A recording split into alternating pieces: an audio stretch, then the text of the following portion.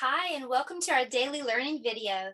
Today we're going to learn about letter H, and H is for community helpers. This is what letter H looks like. Can you say H? H. So now we're going to decorate the letter H in a fun way. We're going to put happy face stickers. Now I have lots of happy face stickers, but if you don't, you can draw happy faces on your letter H today. Now that we know what letter H looks like, let's write the letter H. Now I'm dressed today like a nurse. I'm pretending that I am a nurse with these scrubs on. That's one community helper. Another helper is a firefighter. And the uppercase letter H reminds me of a firefighter's ladder. So we're going to put two number ones and a line that goes across the middle. So watch this. If I put more lines, it does look like a ladder. So let's do that again. The uppercase letter H is a number one and another number one and a line going across. I'm going to show you what that looks like on the handwriting house. This is an uppercase letter, so we're going to be upstairs and downstairs. Make a number one, go all the way down to the carpet. All the way down, and then make a line that goes across the middle. One across. One across. One across. You can pause and practice, or you can just keep watching and practice later. Now we're going to make the lowercase h. But before we do, I need you to do something for me. Can you take one big hop? Can you do that again? You ready? Let's hop. One hop. Wow, you're good at hopping. Let's do it again. One hop. Well, did you know that the lowercase h is the same? It's like one hop, just like that. Make a number one and then hop over. I'll show you what that looks like on the handwriting house. So this is a teenager letter. It's a little letter, but it's a teenager. So it's going to be upstairs and downstairs and then hop over downstairs. One hop. One hop. One hop. Okay, that was our lowercase letter H. Now that we know what letter H looks like and we know how to write the letter H, it's time now to talk about what letter H sounds like. Well, letter H sounds like this. Can you try? Letter H says, good job. We're going to play a little game to try to get that sound to stick. I'm going to set a timer and I'm going to say go. And then I want you to run as fast as you can. When the bell rings, I want you to come back. And we're going to listen to how you're breathing, okay? On your marks, get set, go. Run as fast as you can, like Lightning McQueen. Run. Run faster.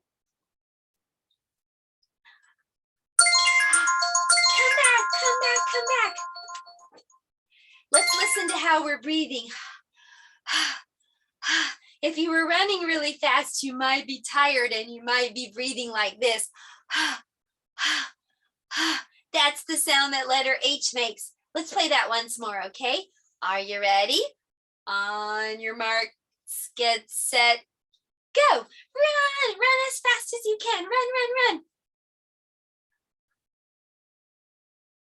Wow, you're a fast runner. Run.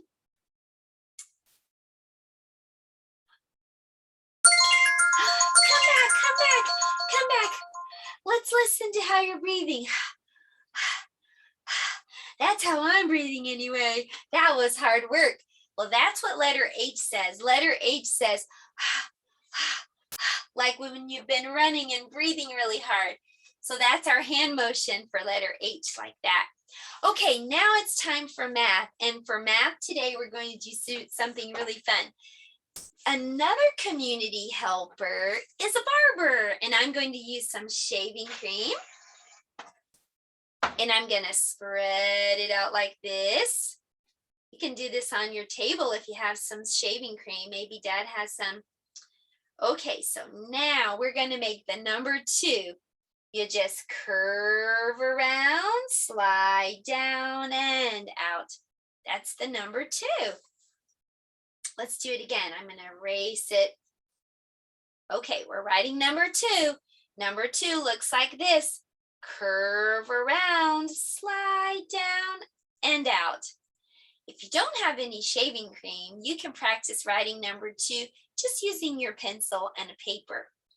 Let's do it again, okay? This is how you write the number 2. You curve around, slide down and out. A barber is someone who cuts your hair, and a barber is a community helper. That was a fun way to do math today.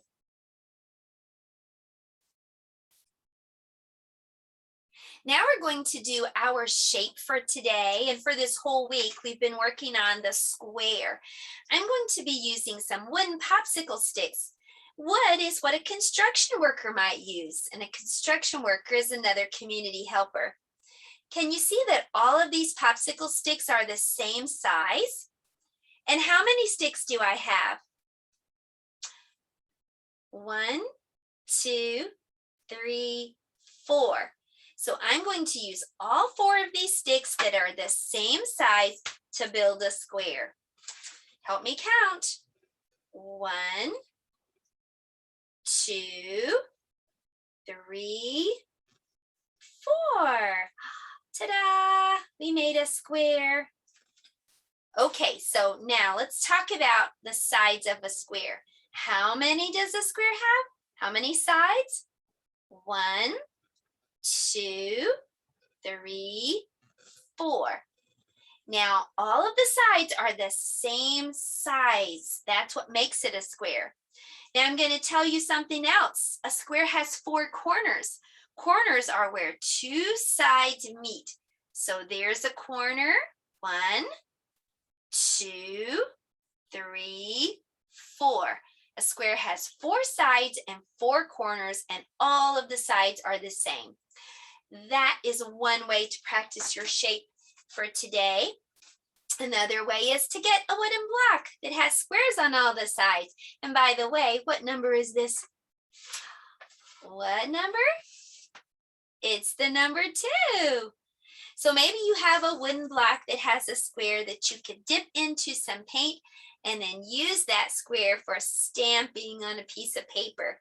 That's another great way to practice the square. That's our shape for today and for this week. Now we're going to move on and we're going to talk about colors. Our color for this week is blue. And I'm going to put on my glasses. Another community helper is an eye doctor. An eye doctor helps to make sure your eyes are healthy so that you can see well. So I'm going to play I Spy today. I'm going to spy something blue, and you're going to get to see if you can guess what it is, okay? Are you ready? I spy something blue. What do you think it is? Did you guess the letters? Nope, that's not it. Keep looking. I spy something blue. Did you see something else blue? The water right here where the fish is? That's a good guess, but that's not what I was thinking about. I spy something blue.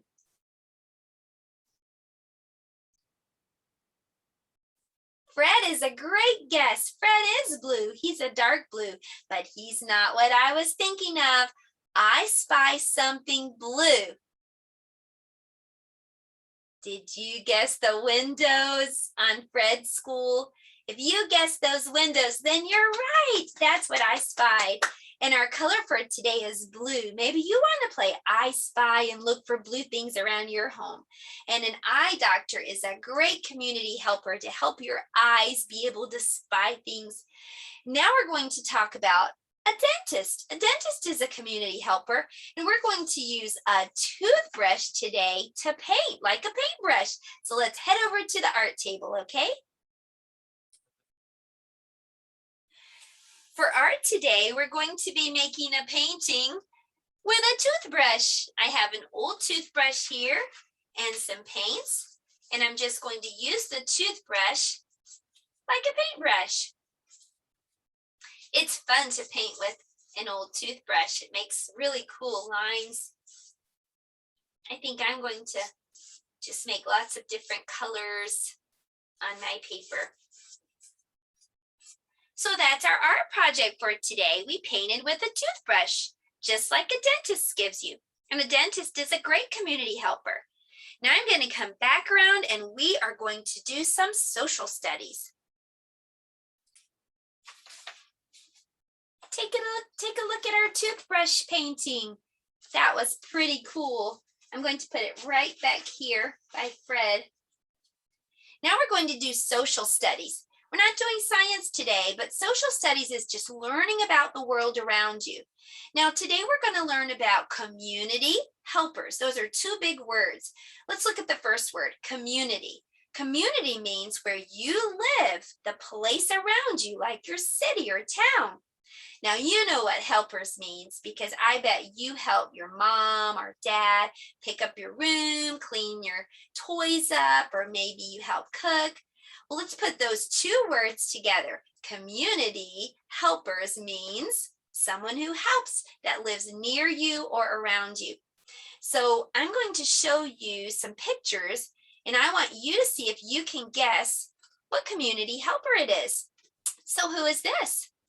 This is a mailman or a postal carrier. It says on his shirt, mail carrier. And how does a mail carrier help? He picks up and delivers mail. What helper is this? She's a doctor, and a doctor helps you feel better when you're sick. What helper is this? It's a fireman or a firefighter. And how does a firefighter help? Yep, a firefighter puts out fires. Ooh, who is this? A police officer. Well, how does a police officer help? A police officer helps to keep us safe. That's right. What kind of worker is this? It's a dentist, and a dentist helps your teeth stay healthy and strong. What community helper is this? A teacher, and a teacher helps you learn new things. What does he do? He fixes cars. This is a mechanic. Good. What do? They build. They are construction workers and they build houses and buildings and roads. What helper is this? This is a doctor for pets. That's right, a veterinarian or vet for short. And what community helper is this? This is a librarian. She works at the library. She helps you find books and sometimes will even read you a story. Well, I want to read you a story right now for story time, and this story is about a community helper, Officer Buckle and Gloria. This story is by Peggy Rathman. Officer Buckle knew more safety tips than anyone else in Gnattville. Every time he thought of a new one, he thumbtacked it to his bulletin board. Safety tip number 77, never stand on a swivel chair. Officer Buckle shared his safety tips with the students at Gnattville School. Nobody ever listened. Sometimes there was snoring. Afterward, it was business as usual. Mrs. Topple, the principal, took down the welcome banner. Never stand on a swivel chair, said Officer Buckle, but Mrs. Topple didn't hear him. Then one day, Knappville's police department bought a police dog named Gloria. When it was time for Officer Buckle to give the safety speech at the school, Gloria went along. "Children, this is Gloria," announced Officer Buckle. "Gloria obeys my commands. Gloria, sit." And Gloria sat. Officer Buckle gave safety tip number 1. "Keep your shoelaces tied." The children sat up and stared. Officer Buckle checked behind him to see if Gloria was sitting at attention. She was. "Safety tip number 2, said Officer Buckle. "Always wipe up spills before someone slips and falls." The children's eyes popped. Officer Buckle checked on Gloria again. "Good dog," he said. Officer Buckle thought of a safety tip he had discovered this morning. "Never leave a thumbtack where you might sit on it." The audience roared. Officer Buckle grinned. He said the rest of the tips with plenty of expression. The children clapped their hands and cheered. Some of them laughed until they cried. Officer Buckle was surprised. He had never noticed how funny safety tips could be. After this safety speech, there wasn't a single accident at the school. The next day, an enormous envelope arrived at the police station. It was stuffed with thank you letters from the students at Knappville School. Every letter had a drawing of Gloria on it. Officer Buckle thought the drawings showed a lot of imagination. His favorite letter was written on a star-shaped piece of paper. It said, "You and Gloria make a good team. Your friend, Claire. P.S. I always wear a crash helmet. Safety tip number 7. Officer Buckle was thumbtacking Claire's letter to his bulletin board when the phone started ringing. Grade schools, high schools, and daycare centers were calling about the safety speech. "Officer Buckle," they said, "our students want to hear your safety tips, and please, please bring along that police dog." Officer Buckle told his safety tips to 313 schools. Everywhere he and Gloria went, children sat up and listened.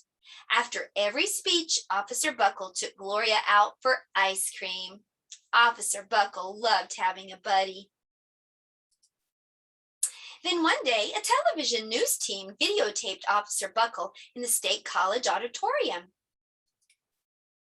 When he finished safety tip number 99, "Do not go swimming during electrical storms," the students jumped to their feet and applauded.